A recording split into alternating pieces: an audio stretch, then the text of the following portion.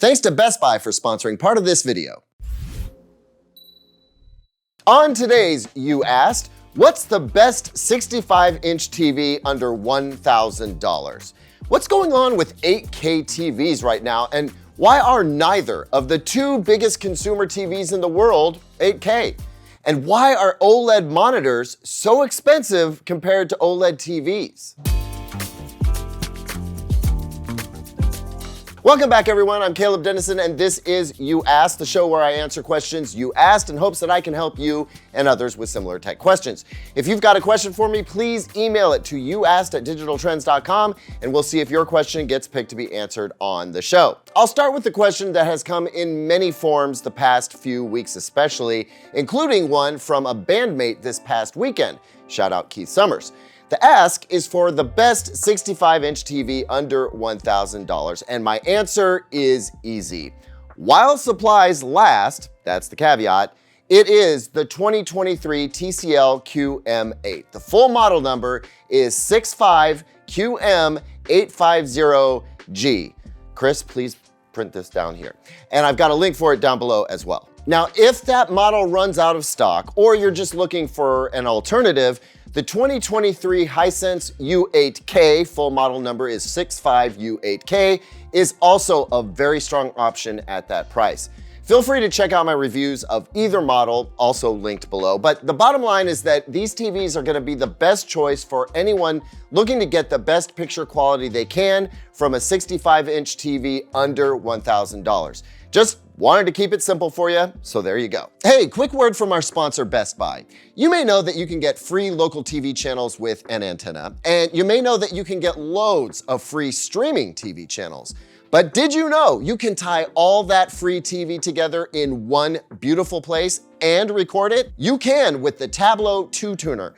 All you need is an antenna, an internet connection, and the Tablo app on a compatible device. Check it out. Setup is super easy. We're gonna connect our antenna here, pull up the Tablo app, connect the Tablo device to the internet, run a quick channel scan, and voila. All our local TV channels, I get 63 of them here, and loads of streaming channels, all laid out in this gorgeous guide that lets me find what I want to watch and record it. I mean, I've got like 134 channels here, and with 128 gigabytes of storage, the Tablo device lets me record 50+ hours of free TV that I can watch anywhere, anytime.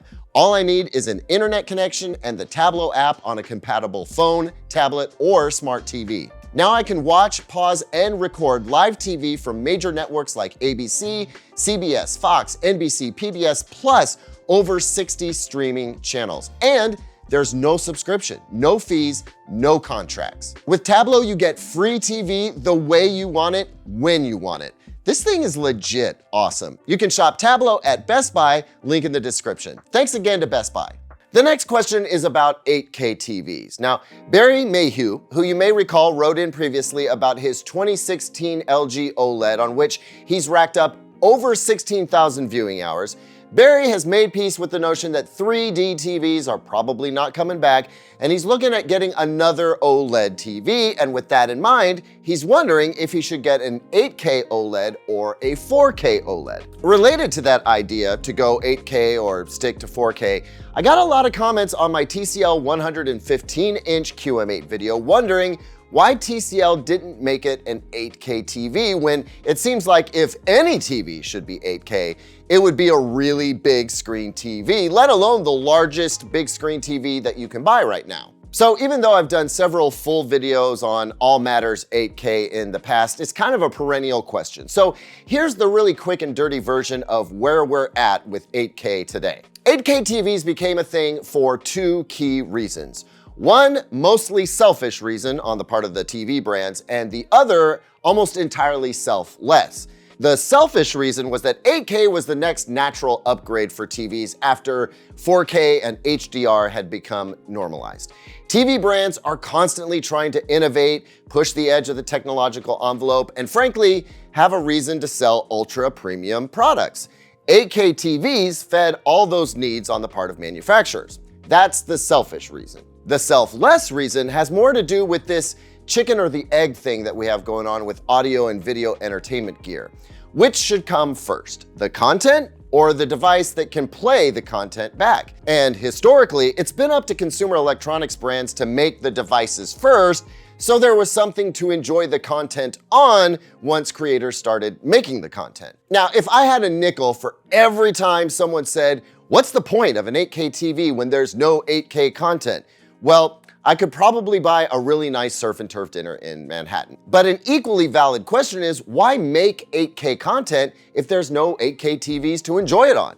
So once again, TV brands took the lead, just like they did with 4K and HD before that, and started making TVs with capabilities that outpaced the content. The problem is that unlike 4K, the benefits to 8K resolution were really best seen on really big screen sizes, and even the least expensive 8K TVs were still well more expensive than the very best 4K TVs.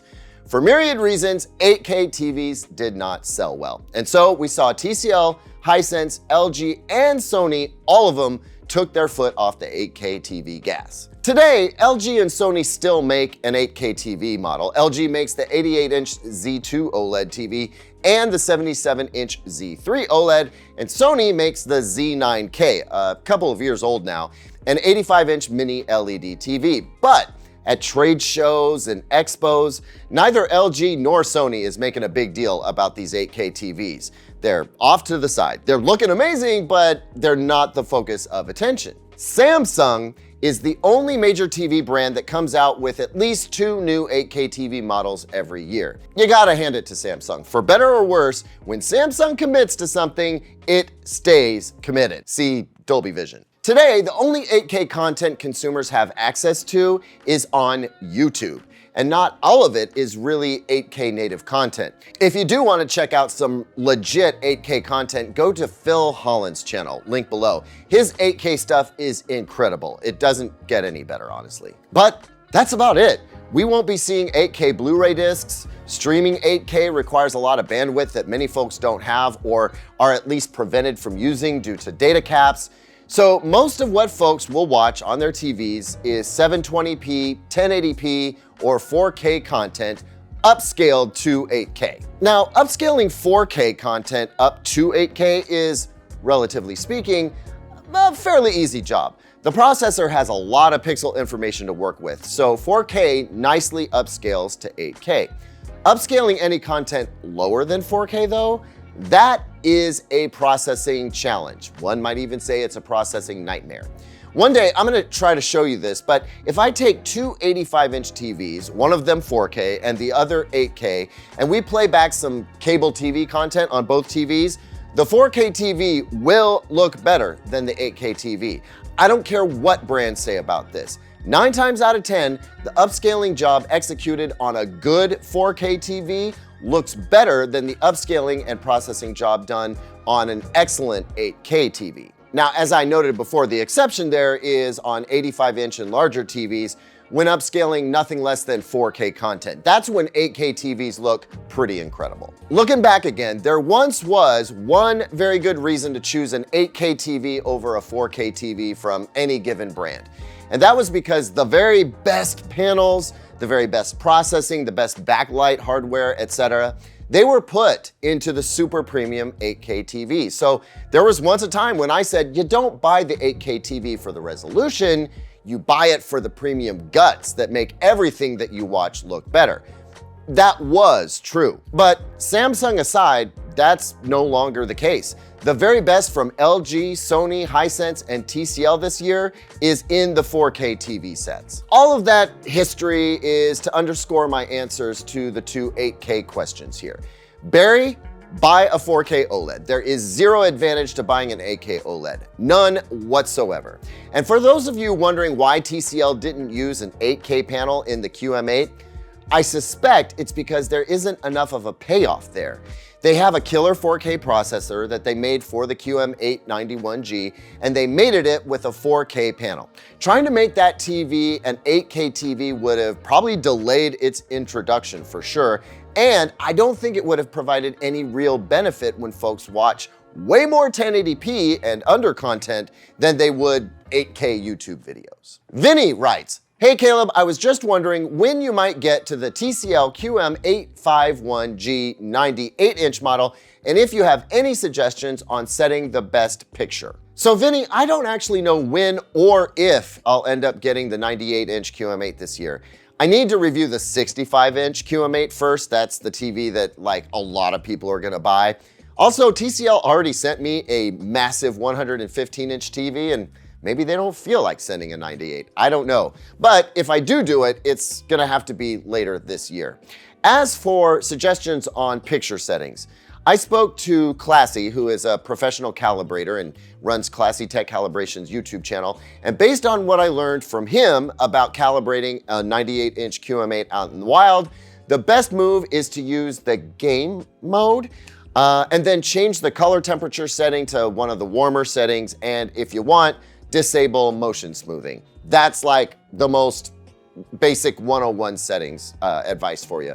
For now, it appears that in movie mode, the 98-inch QM8 with local dimming turned on is not very accurate. It's pleasing enough to look at, but not accurate. That may get fixed with an upcoming firmware update though, so I'd recommend taking a look at recommended settings once you actually get the 98-inch QM8 TV, because by the time you get it, things may have changed. Vishesh writes, why are 32-inch OLED monitors so expensive compared to a 55-inch OLED TV? Okay, so to be totally honest, my initial response was gonna be like, are they? And then I realized that 32-inch OLED monitors, the most premium options, are the same price as many 55-inch OLED TVs. So inch per inch, they are more expensive. Turns out the answer is that 32-inch OLED monitors are sprinkled with a magic compound that helps you pwn noobs with greater efficiency and success. I am, of course, just kidding. They absolutely should not be more expensive, in my opinion. TVs have way more going on inside them than PC monitors, namely image processing. Also, TVs have tuners built in and always have speakers, while often monitors do not. So far as I can tell, any high-end PC gear begs a premium because. Like, that's it, just cuz. Which I think is ridiculous. I don't know, maybe it's because PC enthusiasts are just so used to shelling out huge bucks that they just don't question it.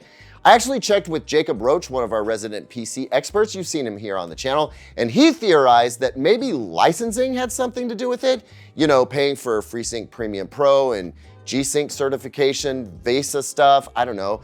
But TVs do that now as well. So I kind of want to toss that reasoning out. I was also going to suggest that maybe it has to do with the yield of 32-inch monitor panels when OLED mother glass is cut up.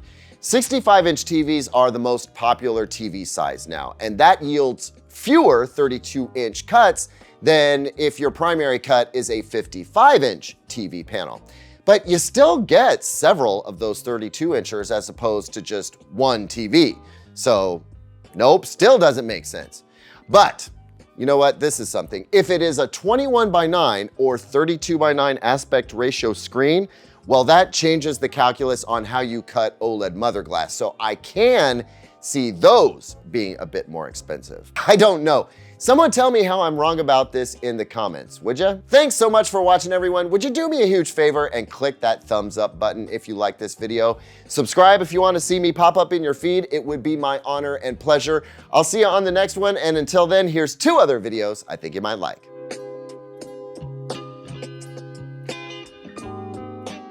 A 115-inch monster TV, so maybe there. Why did I just snort? I just snorted.